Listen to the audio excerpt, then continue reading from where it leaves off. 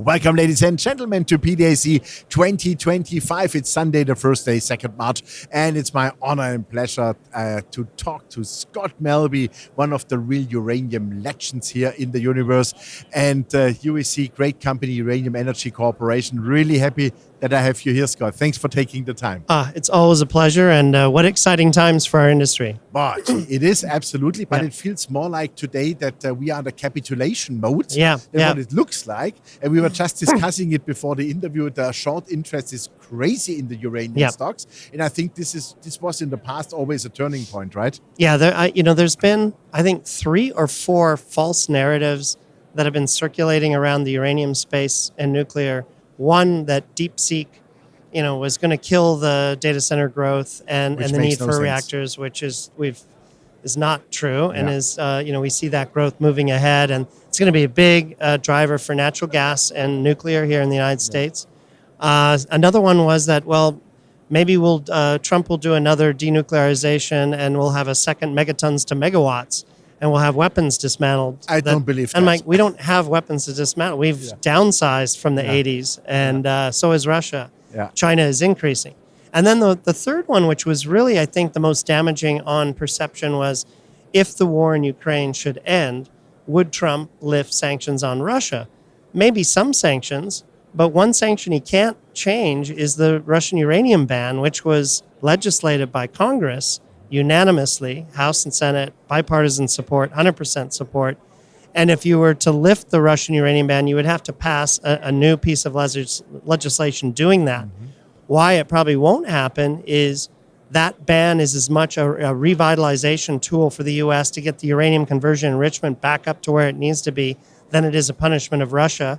And it does address unfair trade imbalance with Russian and Kazakh uranium. Absolutely. Yeah, definitely. Now, I think we have shiny, glory times in front of us. Yeah. And the only thing what I don't get is we have a contract price at 81, 82, and 65, 66 is the spot price. So I can buy a spot and sell it contract. That makes no sense. Yeah, which it won't last very long. So one of two things needs to happen.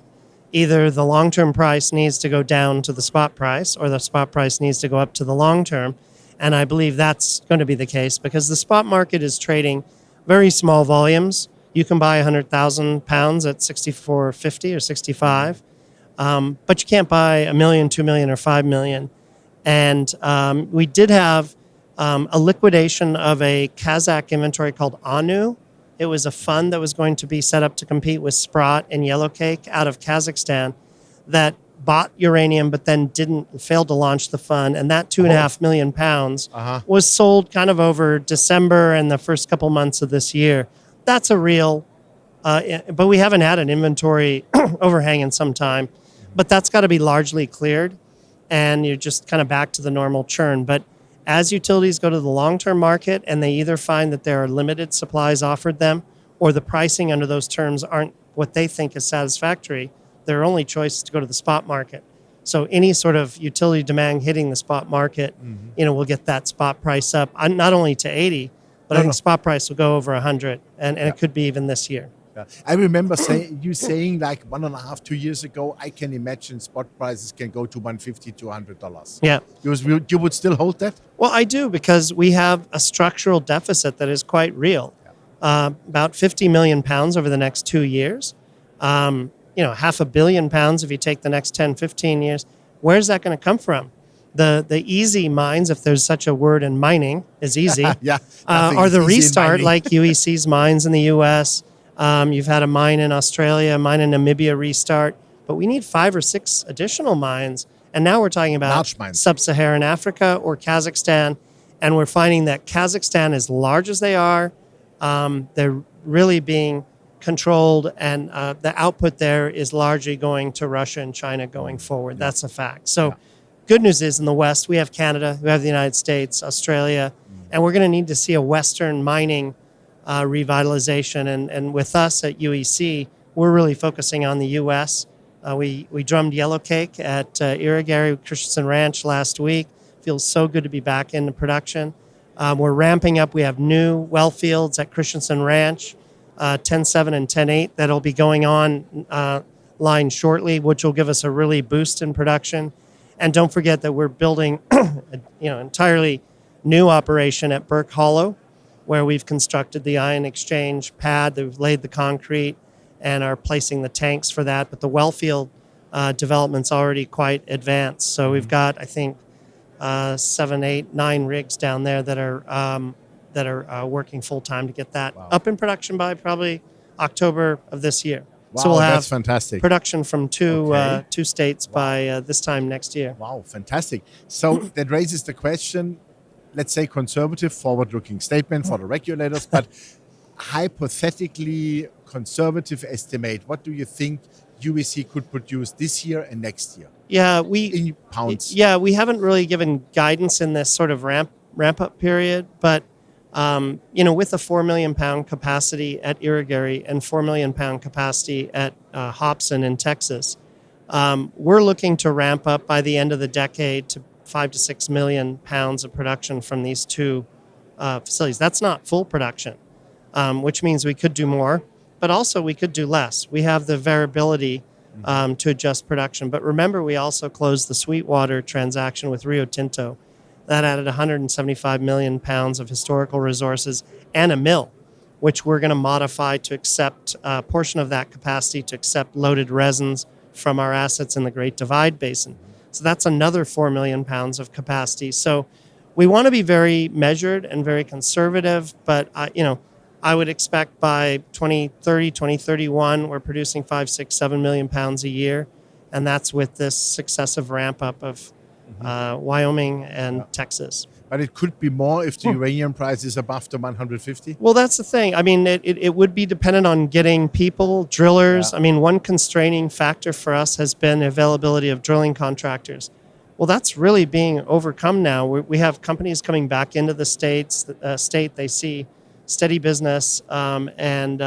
So provided we could overcome those normal growing challenges, if the U.S. government said we need more U.S. origin uranium for defense purposes, or Amazon, Google, Microsoft, Oracle said, we need uranium for the power plants that are running these data centers, we could conceivably produce more than what we're currently planning. And that's the nice flexibility that's in situ mining. Super.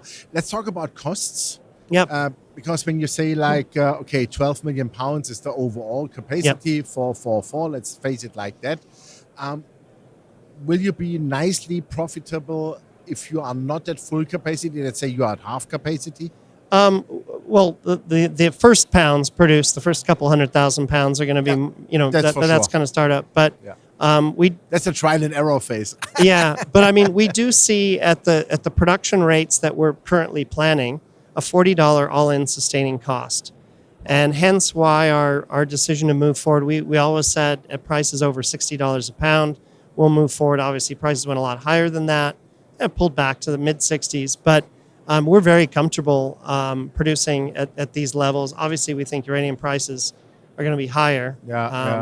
But listen, if we're wrong, we can produce at lower levels or produce more. That's something you can't do if you're building a conventional $2 billion underground mine mill.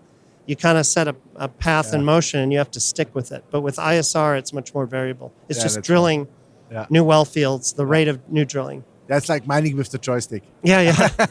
We're oversimplifying. Our operational people would kill me for that. But it's that concept is but for sure. But I think this is a little bit of an analogy. Yeah. Okay, super. What are you planning this year in Canada with your project? Yeah, you still have a lot of things going on there. Yeah, absolutely. So we completed the economic study on Rough Rider, which showed it's $1 billion asset, 40% internal rate of return, 1.5-year payback. Big capital investment, over $500 million. This isn't tens of million in ISR in the U.S., it's hundreds of million. But by the time we need to start making those kind of investments up in Saskatchewan, we could be throwing off free cash flow from the U.S. operations in the $300 to $500 million.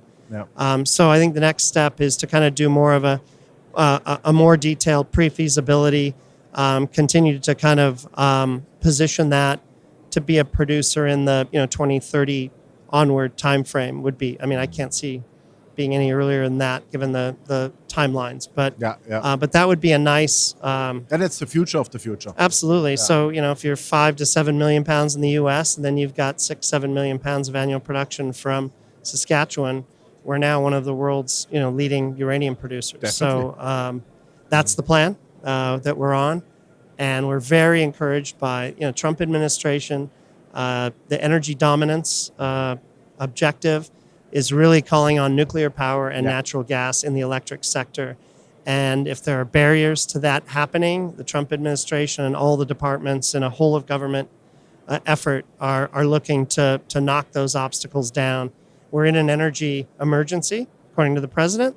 And so that means we have to take unusual and extraordinary steps to build more power. We haven't been in a load growth, demand growth in electricity in the United States since the early 2000s.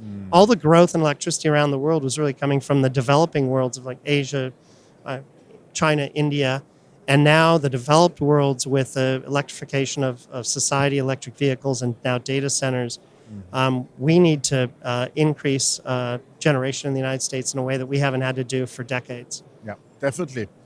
Absolutely, I see it the same way. This is why I'm so super positive. That's why I'm a shareholder actually also. But I have one last question for you. You have, to me, a joker because I see it here on the map, Aldebaran, the titanium project. We were talking like, I remember last year I was standing here at the booth and you said, maybe we want to sell it. Let's see. What is going on there? Because I got a lot of questions from shareholders. No, we obviously we're a uranium company, and titanium asset as world class as Aldebaran is, doesn't fit in the uranium model.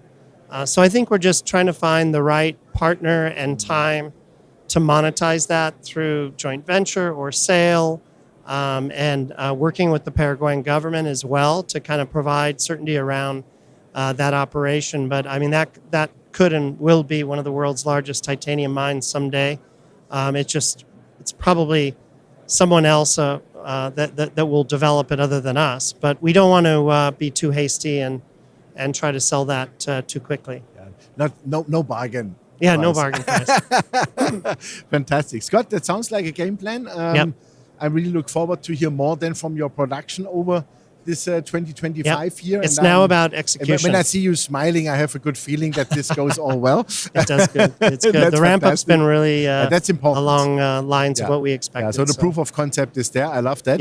And I wish you well. And I would say just do what you do at its best and deliver the stuff. And we will see higher share prices soon. Absolutely. Thank you.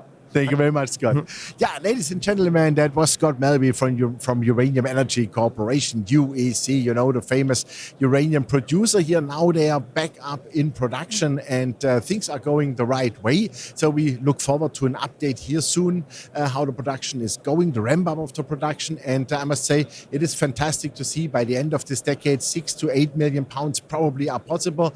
And longer term with Rough Rider, of course, they can go easily up then to 12 million pounds. Which is fantastic because that means this company is one of the real large uranium producers out of the US, out of Canada, producing for the US, which is fantastic because they really need those uranium pounds. And don't forget, the market is still in a deficit. It will stay in a deficit. This deficit is not diminishing, and this will drive prices here soon. And also what makes no sense is spot prices at $65, the contract price at 82. Sorry, absolutely nonsense. And I think this will correct very soon here. And I also have a good feeling that we are going into a very, very bullish uranium market. It will start this year, moving on the next years. So let's make some money. Make sure you are in. Thanks for watching us. Bye-bye from PDAC 2025.